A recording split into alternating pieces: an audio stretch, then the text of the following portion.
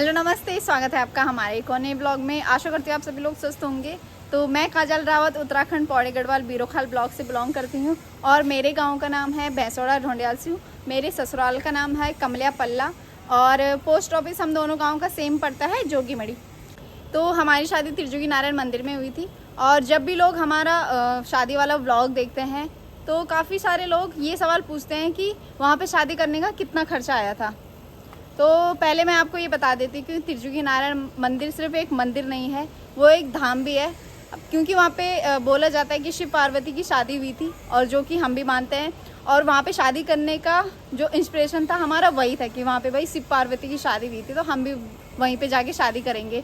और वहाँ पे शादी करने का जो एक्सपीरियंस था हमारा बहुत ही मैं उनको शब्दों में बयां नहीं कर सकती हूँ। बहुत ही अच्छा एक्सपीरियंस रहा है हमारा। तो अब बात आती है प्लानिंग की, और प्लानिंग में सबसे पहले आता है खर्चा, कि खर्चा कितना होगा। तो वीडियो को एंड तक ज़रूर देखिएगा। मैं आज इस वीडियो में आपको सारी चीज़ें बताऊंगी डिटेल में कि वहाँ पे सारी चीज़ें कैसे होती है, वहाँ पे किन किन चीज़ों का ध्यान रखा जाता है, किन किन चीज़ों को अवॉइड किया जाता है। ये सारी चीज़ें आज इस वीडियो के थ्रू मैं आपको बताने वाली हूँ।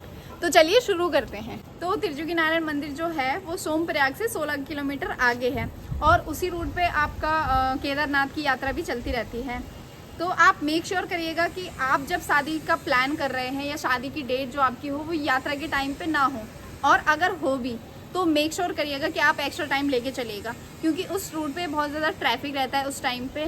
तो आपका काफ़ी टाइम लगने वाला है, बहुत ज़्यादा ट्रैफिक हो रहा होता है रास्ते में, तो आपका टाइम ख़राब हो सकता है या ज़्यादा लग सकता है बोल सकते हैं। तो आपको ये चीज़ें, इन सब चीज़ों का भी ध्यान देना है। तो त्रिजुगी नारायण मंदिर में शादी करने का सबसे पहला प्रोसेस है रजिस्ट्रेशन। तो आपको सबसे पहले रजिस्ट्रेशन कराना पड़ेगा, जो कि ऑनलाइन ऑफलाइन हो सकता है, और जिसकी फ़ीस है 1100 रुपये। अगर आप ऑनलाइन कराते हो तो आपको डायरेक्ट उनकी समिति से कांटेक्ट करना पड़ेगा और आप उनसे बात करके कर सकते हो। और ऑफलाइन में आपको फिजिकली जाके करवाना पड़ेगा और इसमें आप खुद ही जाओगे। ऐसा नहीं है कि आप अपने दोस्त या किसी को फैमिली मेम्बर को भेज दो, ऐसा नहीं होता है। जिनको करनी है उनका जाना वहाँ पे ज़रूरी होता है। और मेरा एक्सपीरियंस तो ये बोलता है कि वहाँ पे जाके आप फिजिकली जाके रजिस्ट्रेशन करवाओ, क्योंकि आपको एक एक्सपीरियंस भी मिल जाएगा वहाँ पे जाने का, एंड आपको ट्रैवल का भी पता चल जाएगा कि भाई आपको बाद में जब शादी के लिए ट्रैवल करना होगा तो आपको पता चल जाएगा कि हमें किन किन चीज़ों को फेस करना पड़ेगा और वहाँ पे क्या क्या सुविधाएं अवेलेबल है नहीं है, सारी चीज़ें आपको जाके पता चल जाएगा। तो रजिस्ट्रेशन के टाइम पे वो आपको शादी की डेट पूछेंगे, वो खुद भी दे सकते हैं, वो खुद भी आपको सजेस्ट कर सकते हैं कोई अच्छा डेट मुहूर्त, अगर आपने नहीं निकाला हो। और अगर आपने खुद से निकाला हो डेट मुहूर्त तो आप उनको दे सकते हो कि भाई इस डेट पे हमें शादी करनी है, तो उसमें कोई इशू नहीं होता है। और वहाँ पे जो है आप अपने कुल पंडित नहीं लेके जा सकते, वहाँ से खुद ही आपको 2 पंडित प्रोवाइड करवाए जाते हैं, लड़के की तरफ से भी और लड़की की तरफ से भी। और अगर आप लेके जाना भी चाहते हो अपने कुल पंडित को तो लेके जा सकते हो, पर शादी जो है वहाँ पे वहीं के पंडित करवाते हैं, क्योंकि वो एक मंदिर है, वो धाम है। तो इस वजह से वहाँ पे ये चीज़ें अवॉइड होती है कि बाहर के पंडित शादी करवाएं, ये सारी चीज़ें। तो त्रिजुगी नारायण मंदिर जो है वो एक गांव के अंदर बसा हुआ है और वो एक बहुत बड़ी सिटी नहीं है। वहाँ पे ऐसा नहीं है कि बहुत बड़ा मार्केट एरिया है या बहुत अच्छी फैसिलिटी है। इवन वहाँ पे रोड भी कच्ची जा रखी है ऊपर तक। तो इन सब चीज़ों से आपको अवेयर होना चाहिए, इसीलिए आपको मैं बोलती हूँ कि रजिस्ट्रेशन जो है वो आप फिजिकली जाके वहाँ पे करवाओ, ताकि आप देख लो कि एरिया कैसा है, बाद में आपको किन किन चीज़ों को फेस करना पड़ेगा। और प्लस पॉइंट ये भी रह जाएगा कि वहाँ पे बहुत सारे होम स्टे वगैरह बने हैं आपके बजट में भी, और बहुत अच्छे भी बने हैं। तो आप अपने हिसाब से वहाँ पे बुकिंग वगैरह भी पहले ही जाके करवा सकते हो, क्योंकि सीज़न के टाइम पे ऑलरेडी बहुत महीनों पहले से लोग वहाँ पे बुकिंग कर लेते हैं। तो मंदिर की समिति से आपको 2 पंडित प्रोवाइड करवाए जाएंगे और शादी की जितनी भी सामग्री है वो उनकी तरफ से ही प्रोवाइड की जाती है, क्योंकि जो फ़ीस होती है वहाँ पे शादी करवाने की जो फ़ीस होती है वो होती है 30,000 रुपये। तो इस 30,000 में आपकी ये सारी सामग्री हो गई है, और जो पंडित हैं 2 पंडित, उनकी फ़ीस भी हो जाती है। तो उन्होंने एक पैकेज टाइप का बना रखा है कि इतने में ये सारी चीज़ें आपको प्रोवाइड की जाएंगी। बहुत मिनिमम कुछ ऐसी चीज़ें होती है जो आपको अपनी तरफ से ही लेके जानी है, वो आपको पंडित जी बता देंगे कि भाई ये चीज़ें आपको अपनी तरफ से लेके आनी पड़ेगी, तो आपको लेके जानी पड़ेगी। और अगर आप वहाँ पे शादी सीज़न के टाइम पे करते हो, क्योंकि सीजनल जो होती है शादियाँ वो एक दिन में काफ़ी सारी शादियाँ होती है, 5 6 8 10 भी हो सकती है, तो आपको एक नंबर दे देंगे कि भाई पहला नंबर है, दूसरा नंबर है, तो उस टाइम के हिसाब से आपको वहाँ पे अवेलेबल होना पड़ता है। और एक शादी में मिनिमम मैक्सिमम बोल सकते हैं 2 घंटे तो लगते ही हैं, ऊपर भी हो सकता है नीचे भी हो सकता है, तो इतना टाइम लगता है वहाँ पे एक शादी को संपन्न होने में। अब मैं आपको ये बताने जा रही हूँ कि आपको किन किन चीज़ों का वहाँ पे ध्यान देना है। सबसे पहली चीज़ है कि हमें वहाँ पे बहुत ज़्यादा गैदरिंग लेके नहीं जाना होता है, मतलब वहाँ पे मैक्सिमम एक, मतलब लड़के की तरफ से या लड़की की तरफ से एक की तरफ से आप 15-20 लोग लेके जा सकते हो।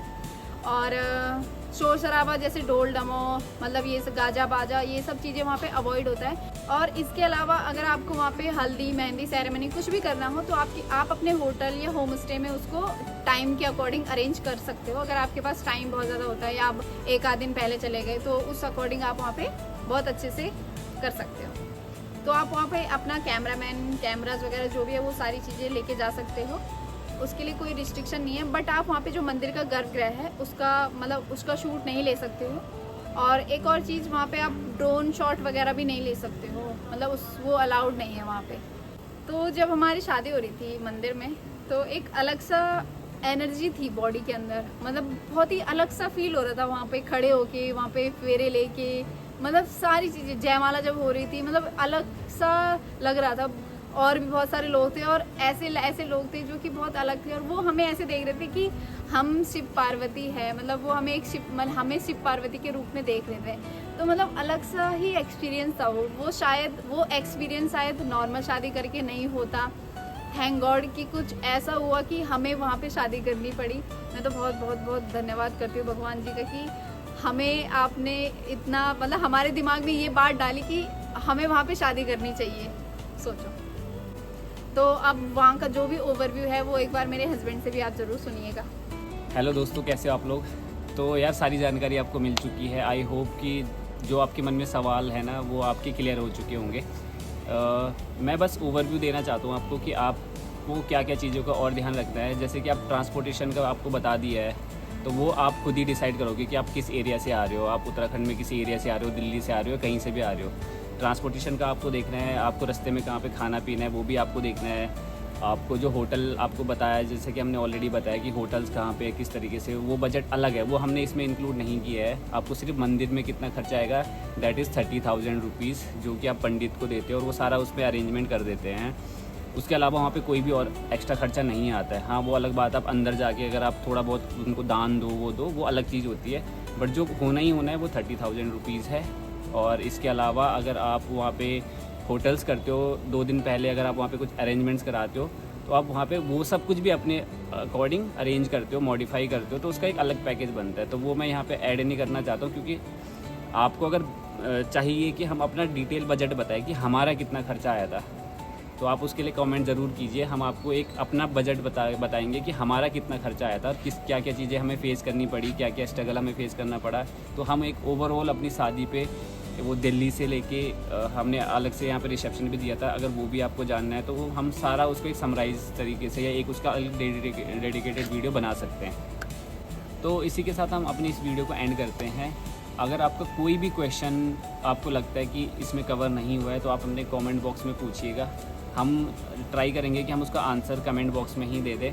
और अगर कोई ऐसा टॉपिक हुआ हमें लगा कि यार इस पर अलग से एक क्वेश्चन या वीडियो बनाना चाहिए, तो हम उस पर वीडियो भी बना देंगे। तो इसी के साथ अपने शब्दों को हम विराम देते हैं यहाँ पे। और वीडियो एंड तक देखने के लिए थैंक यू सो मच।